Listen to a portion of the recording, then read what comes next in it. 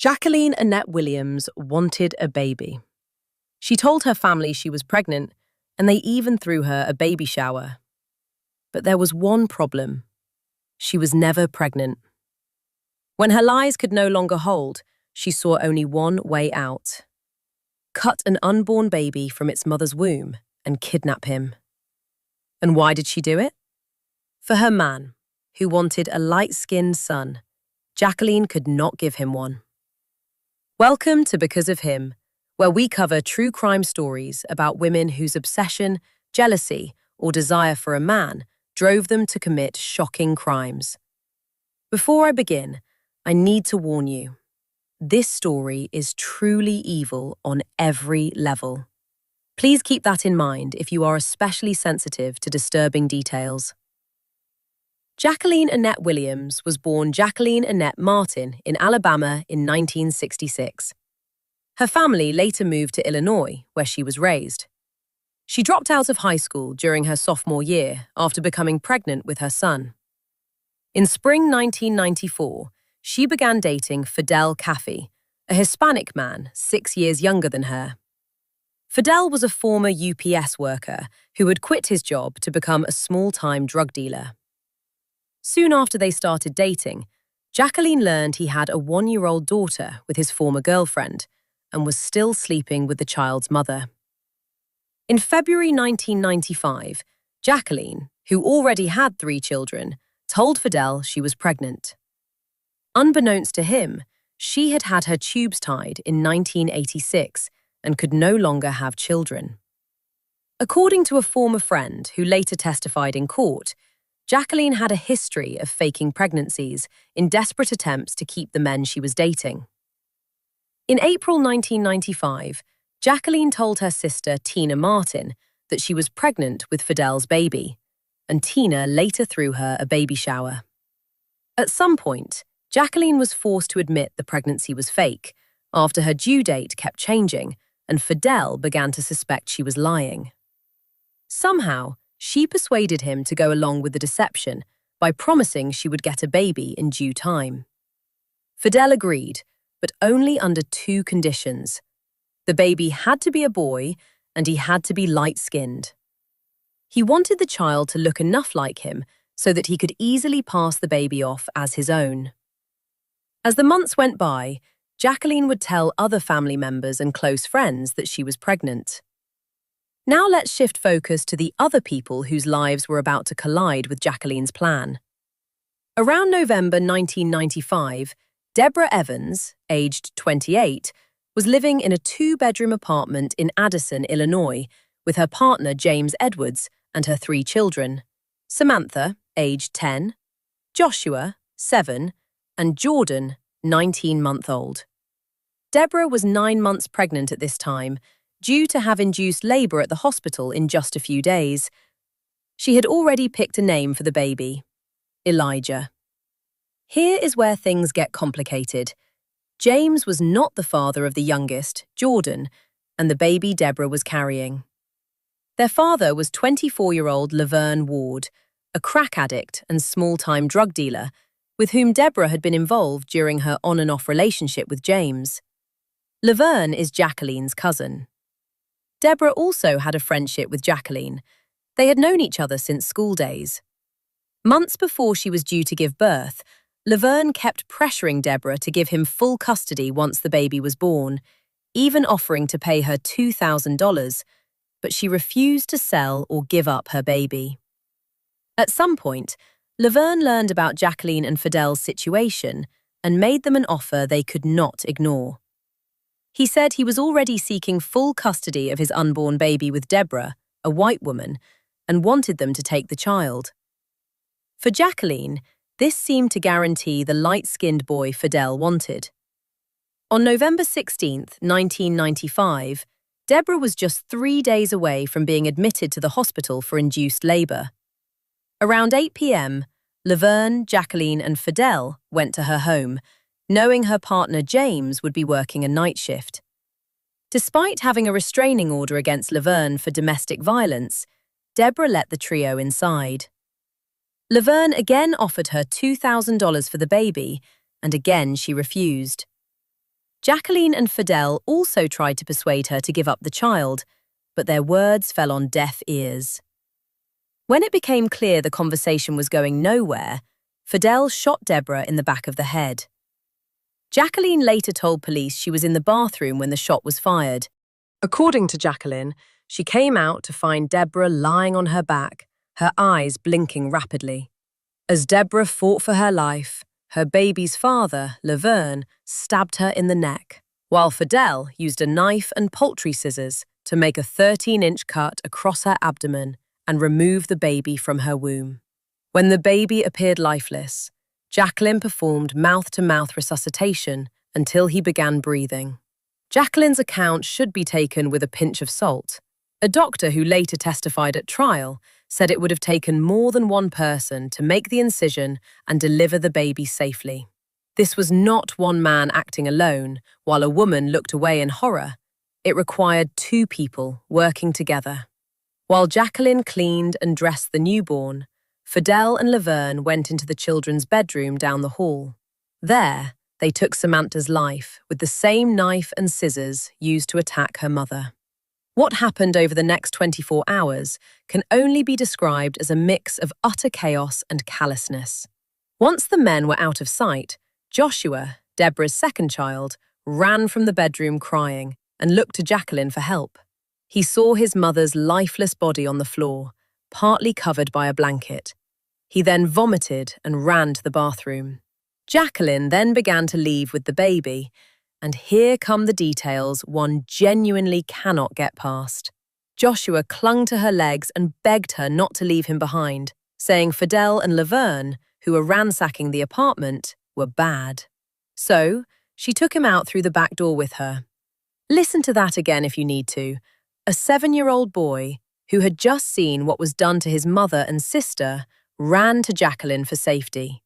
As far as he knew, she was someone he could trust. And where was Jordan, the toddler, while this was happening? His biological father, Laverne, made sure to protect his own child. Jordan was left alone in the apartment, unharmed. They knew his stepfather, James, would find him within a few hours when he returned from work. After all, a week before the murders, Jacqueline had visited Debra's apartment and asked James about his work schedule during what appeared to be an innocent conversation. Meanwhile, Joshua was still missing and still with Jacqueline. Shortly after midnight, she took him to the home of one of her friends, Patrice Scott. Patrice lived there with her partner, Dwight Pruitt, and her 3 daughters, one of whom was just over a month old. When Dwight heard a knock and looked through the peephole, he saw Jacqueline with Joshua. He told Patrice, who answered the door, and then went to bed. Jacqueline was wearing a jacket stolen from the apartment and a white sweater stained with blood. Joshua had on only a coat and boots, with no socks or trousers, despite the cold November night. Jacqueline told Patrice that Joshua's mother had been shot during a drug deal gone wrong and claimed she had just given birth. She asked Patrice to watch Joshua, saying she would return in the morning with her new baby. Patrice said she laid Joshua on the living room couch to sleep, but throughout the night, she heard him whimpering and crying. Back at the apartment where Debra and Samantha had been killed, James returned from work around 2:30 a.m. He found Jordan alone, along with the bodies of Debra and Samantha. Joshua was missing. James called 911 immediately. When police arrived, he described what he had found and told them several items were missing, including a Grambling State University Tigers jacket. While crime scene investigators searched the apartment and collected evidence, Jacqueline took the baby to her friend Vicky Laculo's house around 3:30 a.m. From there, she called her sister Tina and their mother Martha Martin and claimed she had just given birth. Vicky backed up the lie, saying Jacqueline had gone into labor at her house and that she had rushed her to the hospital where the baby was born. Jacqueline's mother and sister arrived soon after. The first thing they noticed was how extremely light the baby was. Tina even asked Vicky, who was white, whether the baby was hers. Martha openly said she did not believe the baby belonged to her daughter and Fidel. After about 5 minutes, Martha and Tina left. Around 5 a.m. at Patrice's house, she woke up to feed her newborn, Alexis, and could still hear Joshua crying in his sleep. When he properly woke up, around 7 a.m., she asked if he was worried about his mother and assured him that she would be okay. No, she's not, Joshua replied, before saying that his mother and sister were dead. He also told Patrice that his younger brother, Jordan, was still in the apartment and begged her to get him. During their conversation, Joshua said 4 black men had entered the apartment that night, 2 of whom came through the bedroom window. He then said Jacqueline, Fidel, Laverne, and another relative of Jacqueline named Bo Wilson were part of the burglary crew. According to Patrice, Joshua could not stop crying. To comfort and distract him from what had happened, one of Patrice's daughters read him a book. Joshua listened, but he remained distressed. When her daughters left for school, he told Patrice to chain the door because the burglars might come back for him. This shows the level of fear the boy was already experiencing at this point. Around 9 a.m., Jacqueline returned to pick up Joshua. By then, Patrice had noticed inconsistencies between Jacqueline's account of events and what Joshua had told her. When confronted, Jacqueline dismissed Joshua's claims and called him a liar, but the frightened boy continued to insist that he was telling the truth. Jacqueline then told Joshua that his mother had left medicine for him. Joshua said he is not on any medication, but Jacqueline led him into the kitchen anyway and gave him something to drink. He immediately gagged and became sick. Later, investigators discovered an empty bottle of iodine in the kitchen trash at Patrice's apartment and concluded that Jacqueline had likely attempted to poison him. About an hour later, Jacqueline drove Joshua, Patrice, and Patrice's newborn daughter Alexis to the townhouse she shared with Fidel. Patrice went there to see the baby. At the house, she noticed Fidel holding a very pale baby, later identified as baby Elijah. Jacqueline then asked Patrice to take Joshua to the laundry room, where Laverne and Fidel were. Jacqueline told the men that Joshua knew all their names. Furious, Fidel berated her for failing to get rid of the boy earlier and for abandoning him across town instead. After Laverne left the house, the situation escalated inside the laundry room.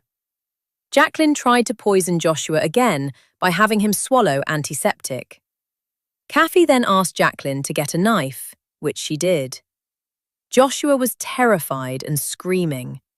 Patrice intervened, causing them to stop. Fidel then ordered Jacqueline to drive Patrice home and warned Patrice that he would kill her and her family if she told anyone what she knew and what she had witnessed. Before backing out of the townhouse garage, Jacqueline ordered Joshua into the back seat, where he continued to whimper. Patrice sat in the passenger seat with her baby. She later testified that Fidel, who was in the back seat with Jacqueline, attacked Joshua with a knife while Jacqueline held him down. Patrice remembered seeing Joshua kick the seat and hearing him struggle to breathe. Jacqueline then drove them to another neighborhood, where she and Fidel removed a badly injured Joshua from the car, helped him into an alley behind a building, and left him there. He was still alive, but severely wounded. Jacqueline dropped Fidel off nearby before driving Patrice back to her apartment. While these events were unfolding, Patrice's partner Dwight was at their apartment, watching a news report around 11 a.m. The news provided details about a double homicide, the abduction of a newborn baby, and the disappearance of 7-year-old Joshua, whose photograph appeared on screen. Dwight immediately recognized Joshua and became convinced that Jacqueline's involvement in the crime went far beyond what she had said. About an hour later, Jacqueline dropped Patrice off at home and asked to borrow cleaning items to remove Joshua's vomit from her car. An autopsy later showed that his right lung had aspirated, meaning he had inhaled his own vomit. While she was outside, Dwight told Patrice what he had seen on the news. He instructed Patrice to lock the door as he went to look for a payphone to call the police. As he left, he noticed Jacqueline cleaning her vehicle outside. He called the authorities from a nearby hair salon. By the time officers arrived, Jacqueline had gone. The search continued, and Patrice led investigators to the alley where Joshua had been abandoned. There, they found him dead. A later medical examination determined that, despite his injuries, Joshua likely survived for up to 30 minutes after being left in the alley. Just before midnight, police arrested Jacqueline and Fidel at the townhouse where they lived with Jacqueline's 3 children. Jacqueline was holding baby Elijah when officers arrived. Fidel was wearing the Grambling Tigers jacket that had reportedly been stolen from Debra's apartment. Even during the arrest, Jacqueline maintained the fiction she had manufactured. She insisted that Elijah was her biological child and Fidel was the father. She told officers the baby's name was Fidel Caffey Jr. Laverne, the baby's biological father, was arrested soon afterwards. In a bizarre twist, he had allegedly called an ex-girlfriend only hours after the crimes and threatened that she could suffer the same fate as the victims if she refused to reconcile with him. At the time, she had no idea what he meant. After seeing the news reports, she too contacted the police. In March 1998, Jacqueline Annette Williams was convicted of murdering Debra Evans, Samantha Evans, and Joshua Evans, as well as abducting Debra's full-term baby. During sentencing, her defense team made a last effort to spare her from the death penalty. A psychologist testified that Jacqueline had a full-scale IQ of 81, placing her in the below-average range. He also diagnosed her with major depression, generalized anxiety disorder, and a personality disorder that, in his view, left her emotionally vulnerable to manipulative men. The defense further pointed to years of domestic abuse she had suffered at the hands of former partners. The jury was unmoved. In May 1998, Jacqueline was sentenced to death. Fidel Caffey also received a death sentence, while Laverne Ward, the mastermind, was also sentenced to life imprisonment without the possibility of parole. On January 11, 2003, however, Jacqueline and Fidel's sentences changed dramatically. Illinois Governor George Ryan commuted the sentences of every prisoner on the state's death row, reducing them to life imprisonment without parole. As a result, neither Jacqueline nor Fidel would ever face execution. Today, the only way any of the 3 will leave prison is in a body bag. In 2012, Jacqueline drew public attention again when she petitioned for release after serving only 17 years for a horrific crime. In her letter to the court, she claimed she had changed, paid her debt to society, and wanted to reunite with her children and grandchildren. Vicky Laculo, the friend who claimed she had driven Jacqueline to the hospital to give birth, was later convicted of supplying the weapon used in the crime and helping create a fraudulent birth certificate for the abducted baby. Investigators did not believe she was unaware of what the weapon would be used for. The other alleged burglar, Bo Wilson, was never arrested or charged. Following the case, Debra Evans's father was granted guardianship of Elijah and his older brother Jordan. He raised both boys in a quiet, rural Illinois community, far removed from the dysfunctional environment that had shattered their family. Little is publicly known about Elijah's adult life. The last significant media update about him was in 2012. Back then, he was 16, a high school sophomore, a star basketball and football player. The most haunting part of this case is not the brutality itself, horrific as it was. It is a fact that a terrified and vulnerable 7-year-old boy ran toward Jacqueline because he trusted her. He believed she would keep him safe. Instead, she betrayed that trust and led him into hours of torture that would eventually take his life. This is the part of this story that remains the hardest to swallow. Jacqueline Annette Williams deserves a top spot in true crime documentaries as one of the most evil, male-centered women. Subscribe and stay tuned for the next video. There's always a woman whose obsession, jealousy, or desire for a man ended in tragedy.